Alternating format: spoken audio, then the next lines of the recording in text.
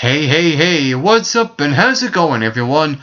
Well, I'm so glad that you have took your time to spend with me right here today on the MRB Wrestling Review Show. I'm your co-host, Mike McRock Wilson, and right now I'm going to give you my review and the results of last night's episode of NXT from the Full Sail University in Orlando, Florida. The show kicked off with a Divas match. It was Emma versus Sasha Banks. A couple things I want to point out. Sasha's attire, excellent. I love it. As well as, we see Tensai on commentary. I know it has nothing to do with the match, but I want to say this on top of the show anyway. Tensai on commentary, absolutely incredible. He was on point as well. And they should have, superstars, mid-card superstars that are on Raw and SmackDown come down there more often to commentate on NXT to help out, to give analysis on their matches. I think that will benefit from everyone that's on NXT in hopes to going up on the ranks on Raw and SmackDown. So with that said, Tensai was a good choice to have on commentary, and he was actually pretty good. He was on point. He was calling good matches.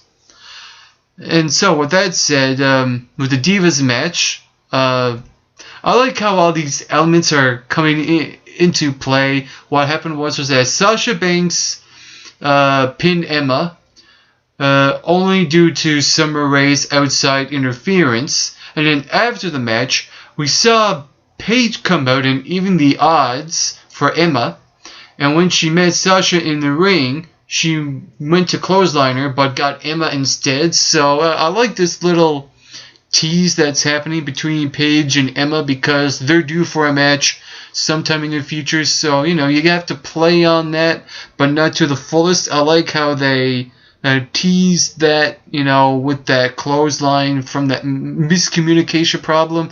So it's all well and good. I thought, this build up to this Paige versus Emma match going into this thing will probably be really good for both divas because Emma is a fan favorite as well as Paige. So, it's also a case where this possible future one-on-one match could go either way. And adding that element of Summer Rae and Sasha Banks in there as well can also be, one of the good things that will come out of this one-on-one with Paige and Emma, because I can see those two trying to, get one of them, probably Emma, to align themselves with Sasha Banks and Summer Rae, only probably to turn it down. I could see, all these theories come into play going into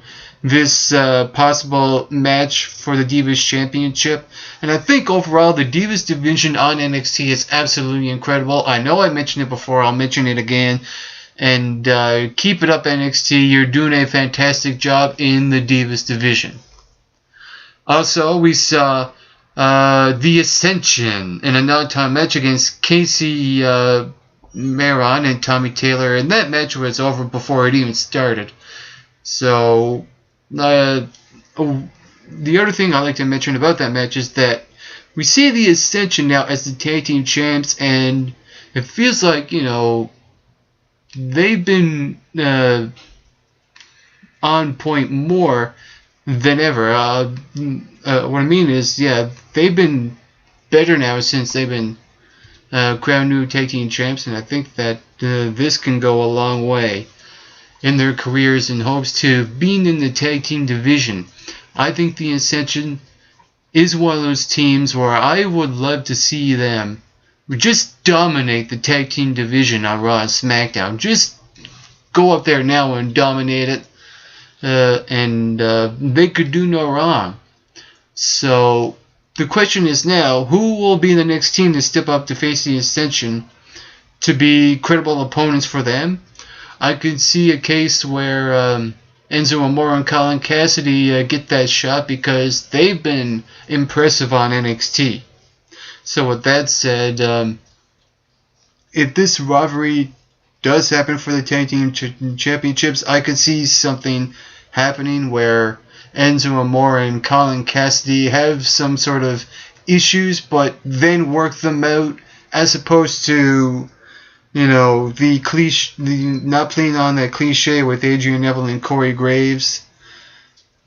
Just to have something new and fresh to a storyline for a certain team, and we'll work on that.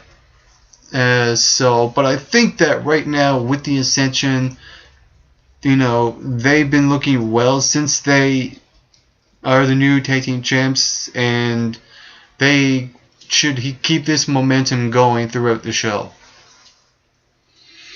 Also, we saw Bo Dallas and Sami Zayn, both in backstage interviews on the show as well.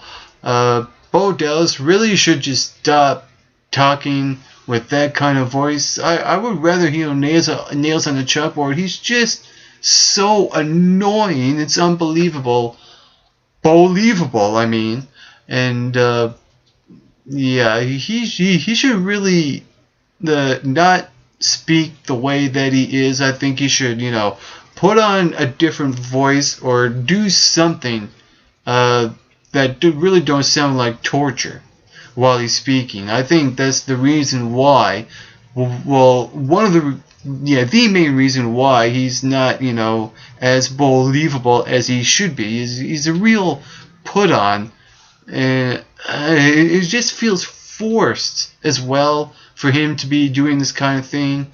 And I think if he just came out natural in a natural voice, he would be more believable. That's just my take on him. As far as Sami Zayn goes, I like how he mentioned that storyline between Daniel Bryan in the rivalry with him and the corporation with Triple H, talking about how Triple H is the COO of the company and JBL is just a spoke off the wheel from Triple H. So I like how they're playing on the thing now with Sami Zayn. Right now, it seems like Sami Zayn will be the Daniel Bryan of NXT and have, that mountain to climb to get to the top, to be the NXT champion.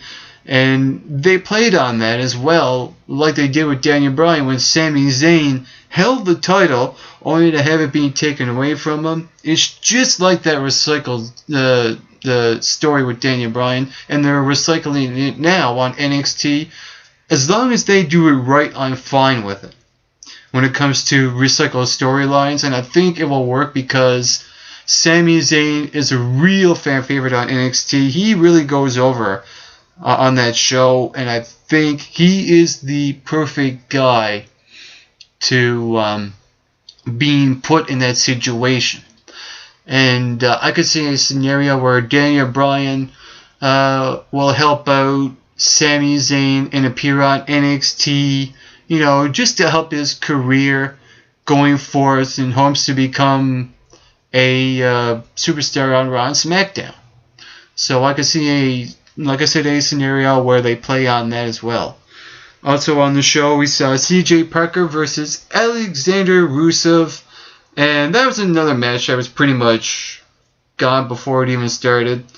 There was, we heard the Tyler Breeze chants from the crowd as well, because, this rivalry is still continuing with him and CJ Parker.